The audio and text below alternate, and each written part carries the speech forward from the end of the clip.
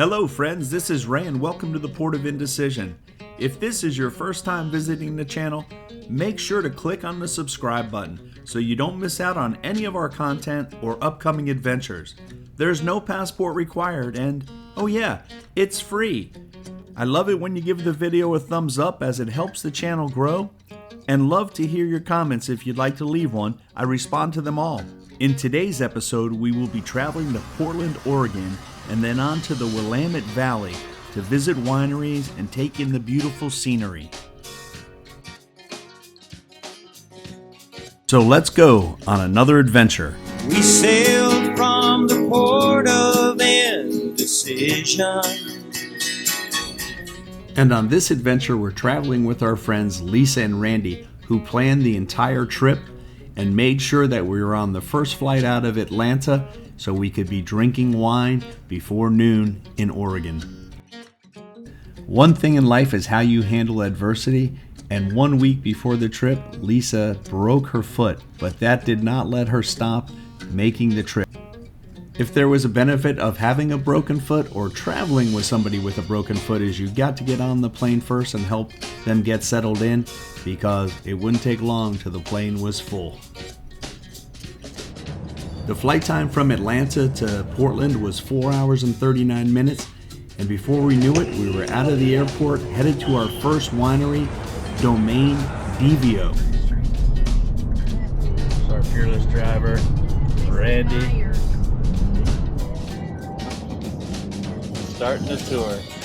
Going to our first one. Take the I-5 south exit.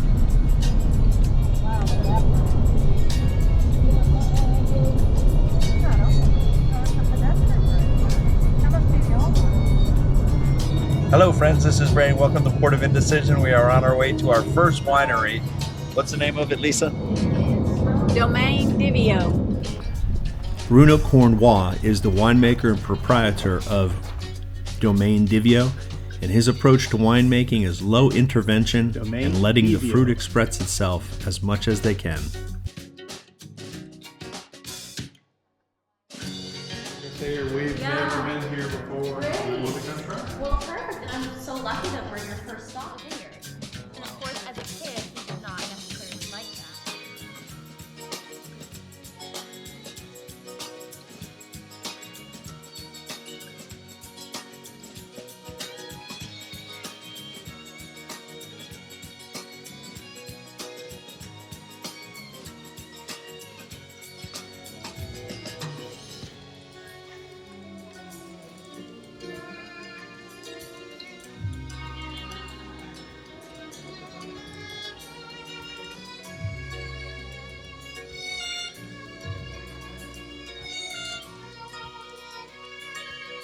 Oldest vineyards here in the valley. It was planted in 1983. Thank you. Bye.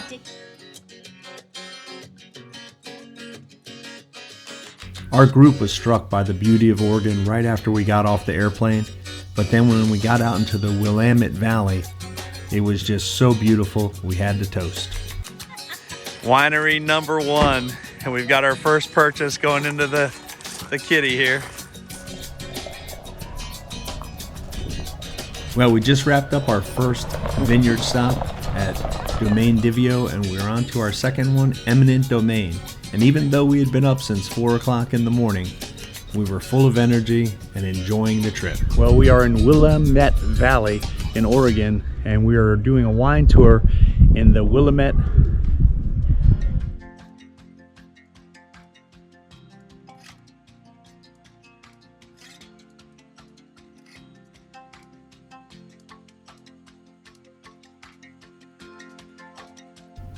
Well, we were on our second winery stop, and the scenery just continued to get even more beautiful.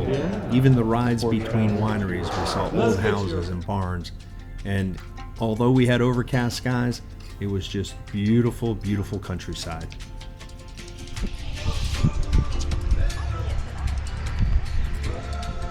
We're at our second wine stop. This is Eminent Domain out in Willamette Valley. And here's the gang. Willamette. Willamette, damn it.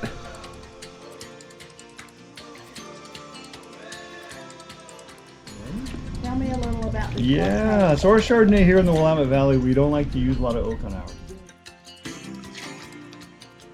In that aging. So the oak does give a little color, helps round it out a bit. You get a little nutty kind of almond on the finish. But other than that, Oh yeah, I'll do that too.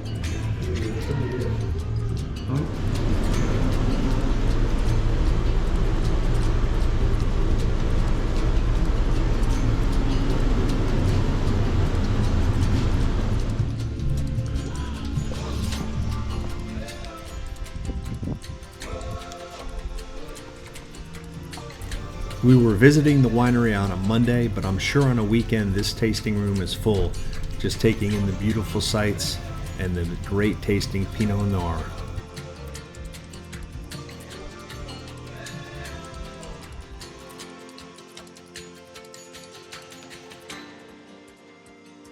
Eminent domain. yeah, that's a great story. So the Risen Ridge is the one that we engineered.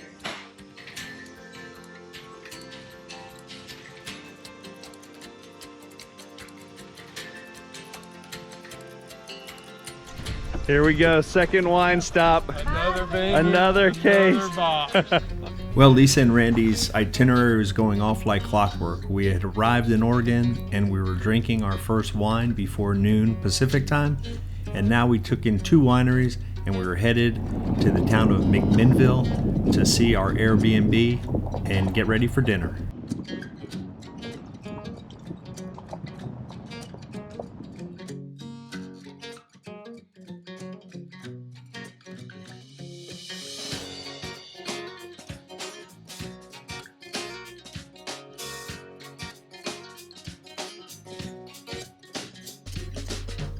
The Airbnb Lisa found was from Porchlight Vacation Rentals, and it was just outside of downtown McMinnville. The house was built in 1890, and it was originally built for a professor that worked at the local college, which is still in operation today in McMinnville. Remember, don't forget to subscribe to the channel and click the bell so when I upload content, because I will be doing a separate video of this Airbnb. It was a pleasure to stay here for 4 nights, and I have a full video coming.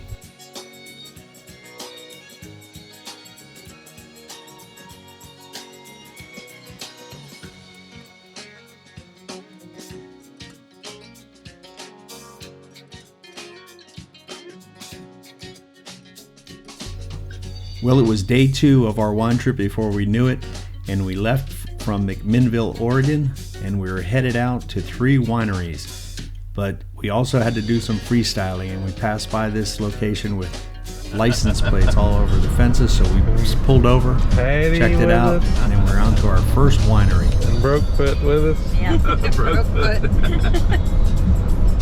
For Indian name.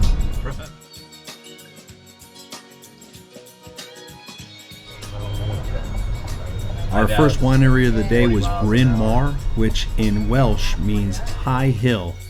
And we went up to the top of this hill and had amazing views of the valley. Something about the soul. I wonder if it changes the.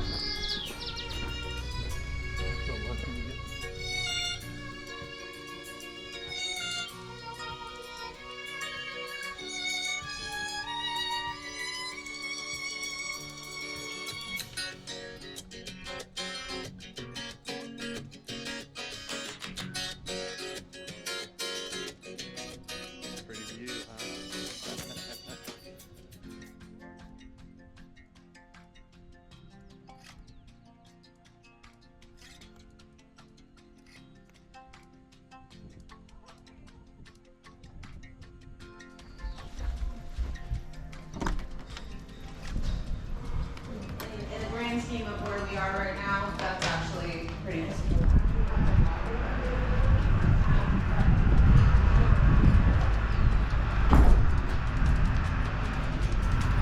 The Willamette Valley is known for Pinot Noir, but one of the things we discovered on this wine adventure was that they make Chardonnay, and their Chardonnay is made a different way than most California Chardonnays, and we actually enjoyed the Chardonnay that we tried at each stop. Champagne method wine that we produced in 2018 when we moved to this part of the property. So 100% Pinot Noir. It is a Swan clone, so it is basically champagne.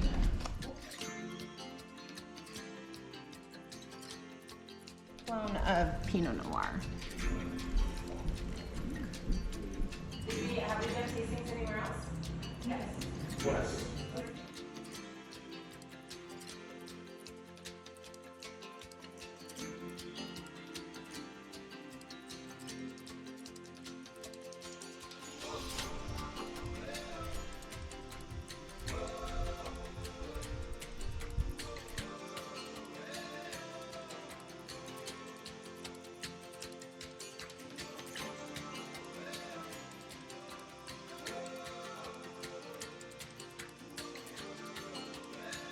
Our fourth winery stop was Willamette Valley Vineyards, which, if you ever wanted to own a vineyard, you can be part of this vineyard by purchasing the stock. It's a publicly traded stock on the NASDAQ, and I believe for 300 shares, you become the title of an owner, and you have certain benefits that you can get when you visit the winery here.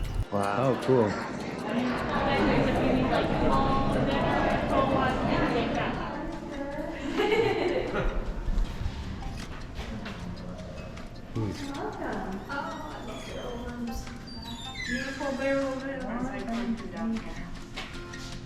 That means we send over 200 to 300 new barrels. Yeah, we missed the main entrance. They were long. Get the labels on either side. Oh, he's checking the label. There goes the label.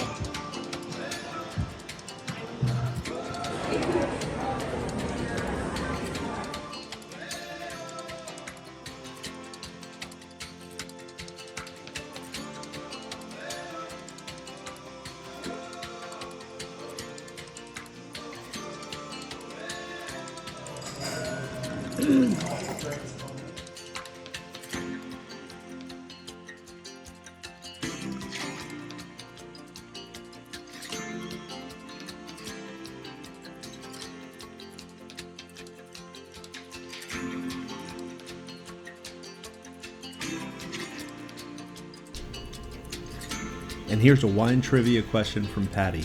Can a whole bottle of wine fit inside this Willamette Valley Pinot Noir glass without overflowing? Confidently. Oh, wait a minute. I might be getting ready to get wet. This is too funny.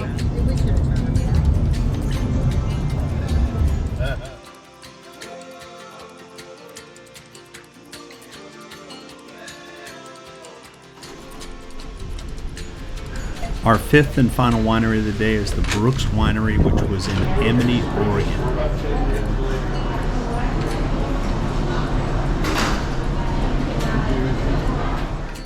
Some people say that wine tasting is more about the experience, the people, the sights, and we had that today at Brooks. The wine was amazing, but the people were even better. We met and saw two farmers of grapes that were there for happy hour. We got to hear the story of Jimmy, who founded the winery but passed away and left it to his son Pascal. And then also we got to meet and talk to Janie Brooks Hawk, who is the managing director.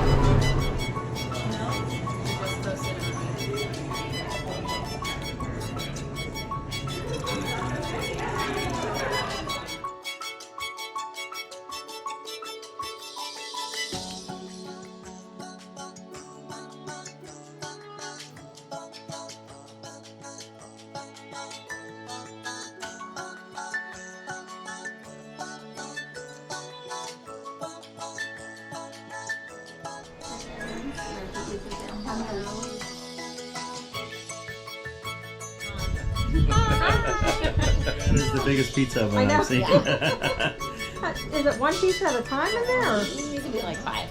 Wow. Wow. Isn't it beautiful? And she has bees. That is awesome. Chickens are super cute. Wow. You have the most unique plants here. Everywhere we go. And after a great day of tasting wine out in the valley, we returned to downtown McMinnville to dine at La Rambla, which was going to be a Spanish tapas restaurant. And we had some croquettes, and another dish was a coffee roasted steak. Well, it's day 3 here in Willamette Valley, and I said it right the third day. It's taken me a little while, but we're on to Stoller Vineyards. It's our 3rd day and our 6th winery. I think it's our 6th winery, is that correct? I believe that's true. So 6 wineries. Our car is actually kind of, the headlights are up in the air because our load in the back of wine bottles is so heavy now. Or actually, somebody said we were coon hunting, so that means our lights are shining up in the trees. And that's just because we keep buying wine. And on our way to Stoller Wineries, we had to do a little bit more freestyling. We passed by this vintage RV park. Oh, it looks and like it was just filled with Airstreams and old like Shasta VRBOs. trailers. And we believe that a lot of So these trailers are cool. actually rented out as Airbnbs, but it was so retro and going back in time, we had to just do a little bit of a side trip here before we hit our first winery.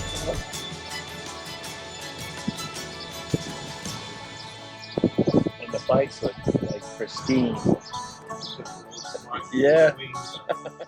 And Patty taught me how to identify a Shasta camper. If you see this 2-tone camper on the back, you'll see a silver wing on the back. And that's how you identify a Shasta camper. How do you know that? All right.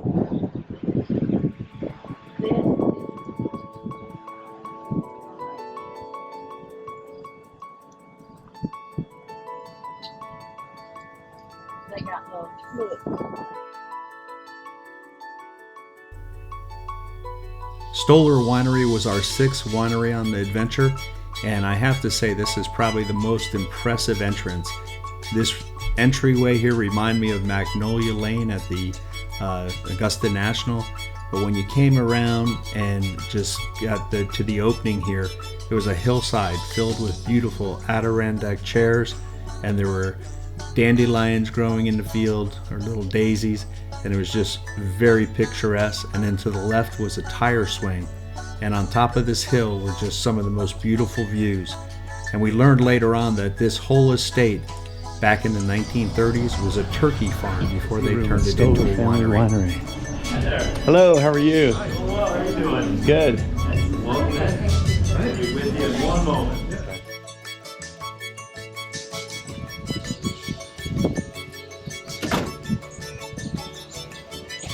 Isn't that crazy?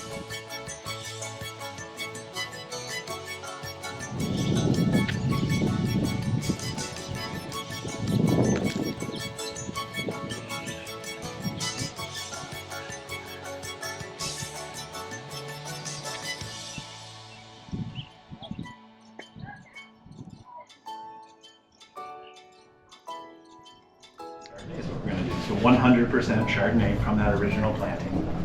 And is LaRue a person? LaRue, LaRue is Bill's wife. Oh, okay. So Bill Stoller He's got his passed, wife, his aunt, and his sister. and Bill Stoller passed away about 3 weeks ago. Oh, So I saw that. yeah, it was like a national news story in Oregon. It was, on the headlines of newspapers, and it's a big deal. Bill Stoller was a giant of the Oregon wine industry. How old was he? He was 74. Wow. It came as a surprise to everyone.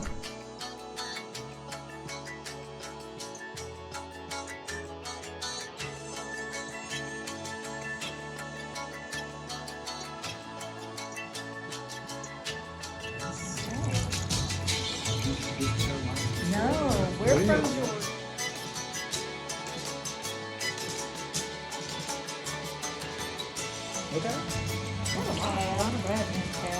Yeah, Norton from Cabernet from. Pepperon, I know that's a big one in the Virginia growing Yes. region. They do Pepperon and Viognier. Yeah, You can get away with got some stuff. Viognier. Yeah. Yeah, we do. Because we're hot and humid. Right.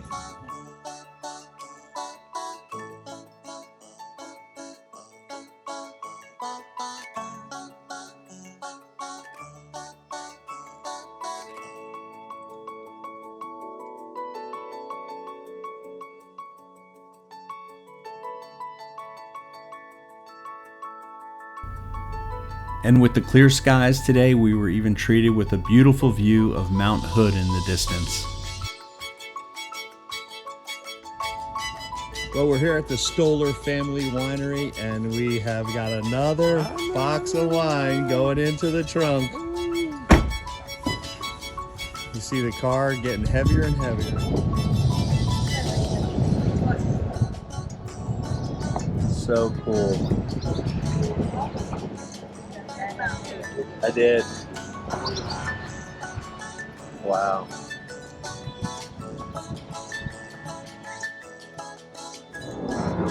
Our seventh winery is Domaine Willamette, and here we'll be tasting sparkling wines and old reds paired with chocolates.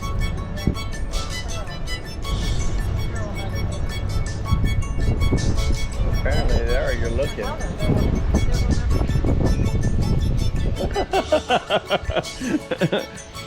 And here we are, Randy sets us on our next adventure.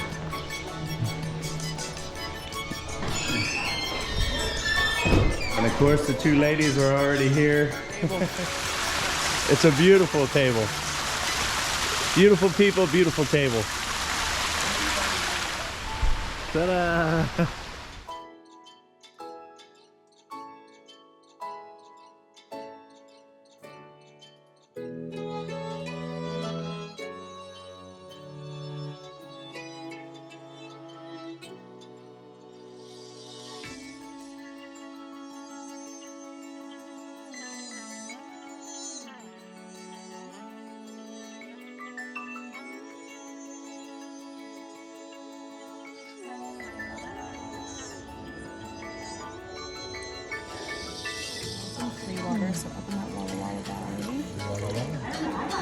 Well, we're just leaving the Domaine Willamette, and here we are with our another case of wine.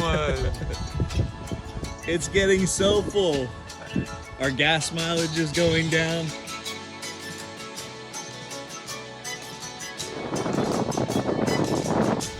And as we were headed for the coast, we came across an aviation museum, Evergreen Air Museum. And the question is, would Randy rather have gone to a winery or an aviation museum? Well, I know what the answer would have been, but he ended up going to a roadside stand to look for some hazelnuts.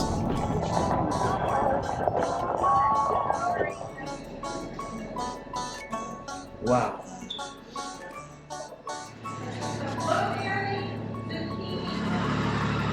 Fresh flowers. Great stop, thank you, lady. Yeah.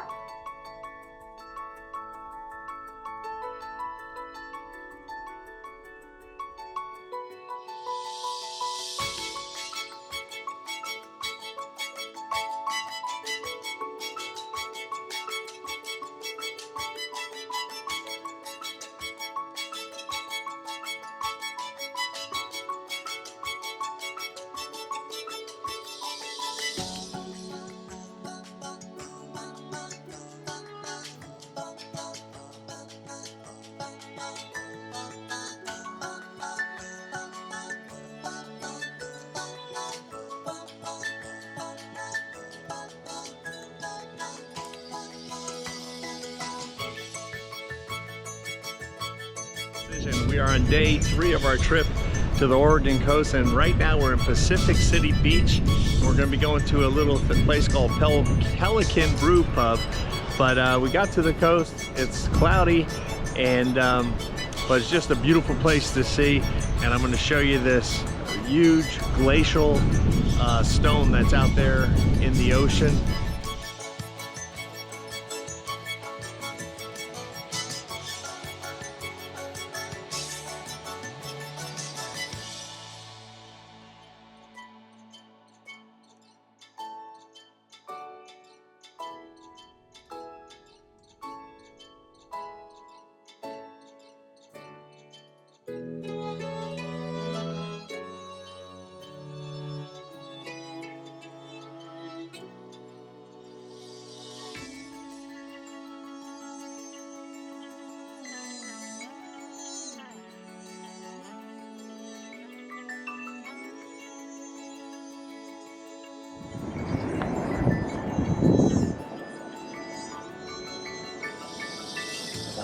Come on, girl.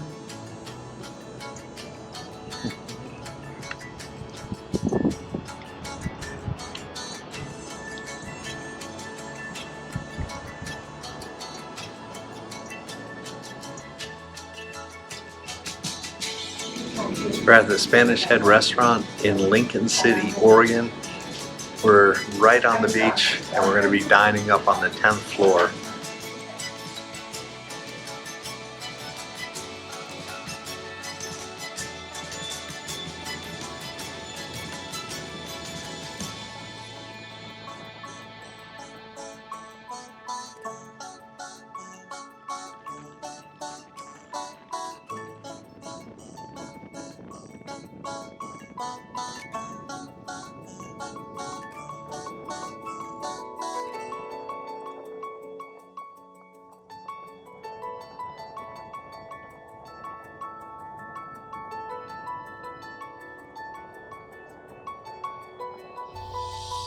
It's hard to believe it was day 4 of our wine trip and we were going to hit 3 wineries tonight, and to this point we have not tasted a wine that we did not like.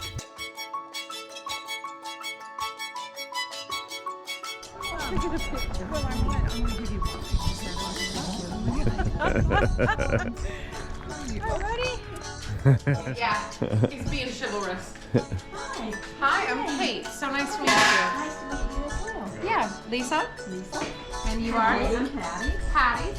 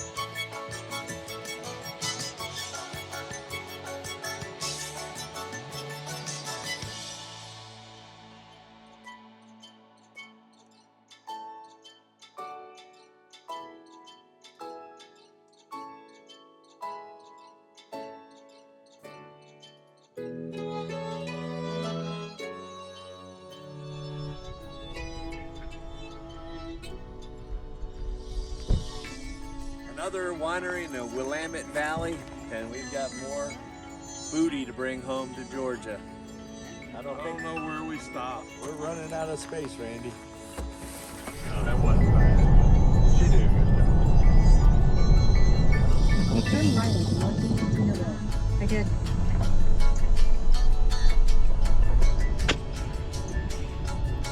So when we went on our...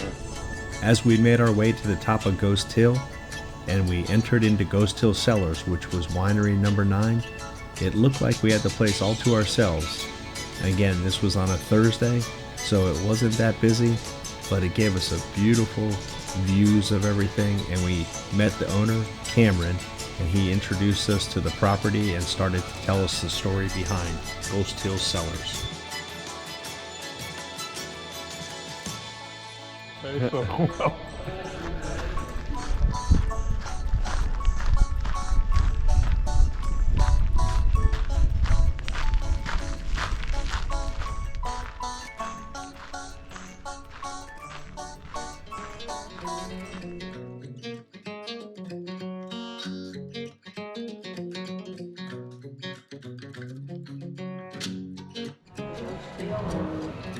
Well, they do, like you said, Well, I think we're at winery number 7 or number 8. We're day 3 in the Willamette Valley, and we're at a winery called Ghost Hill, which is on the new Savannah Ridge AVA.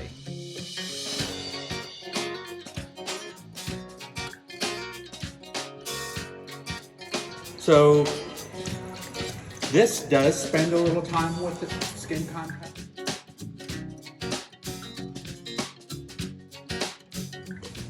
Yeah, so these Pinots tend to be a little bit more on the savory side.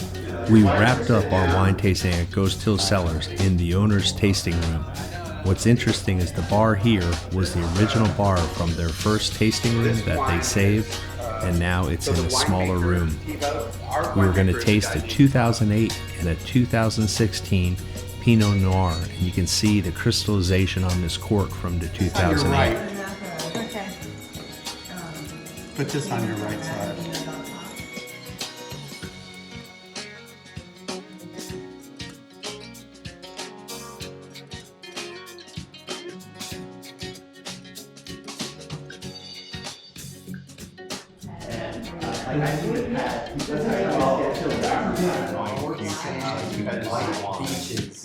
For instance,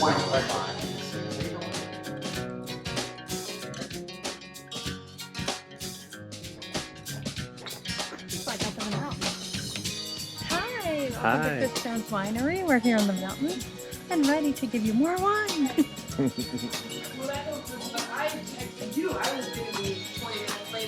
Oh, see, that's what I knew. I knew. Collectively, we're all late. Okay. So come on in. I'm just along for the ride. hi, how are you? Nice to meet you. Patty. Hi, Patty. Hi, Beth. I'm Ray. Nice to meet you.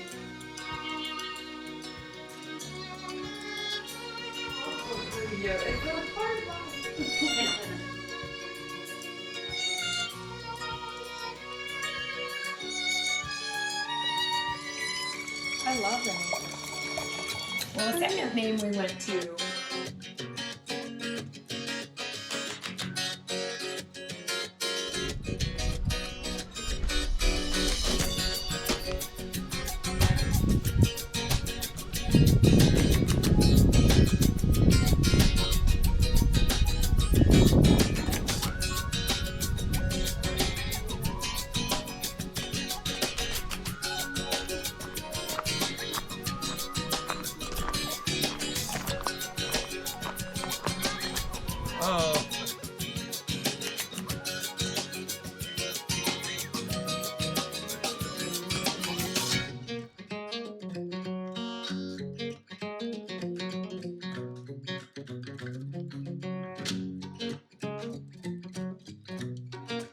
Well, what a wonderful trip.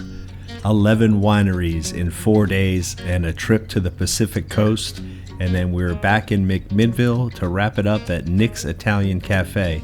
We had a great accommodations to stay at, and Portland and the state of Oregon was beautiful. Now it's time to head home and enjoy the ride home, but we'll be back to the Willamette Valley.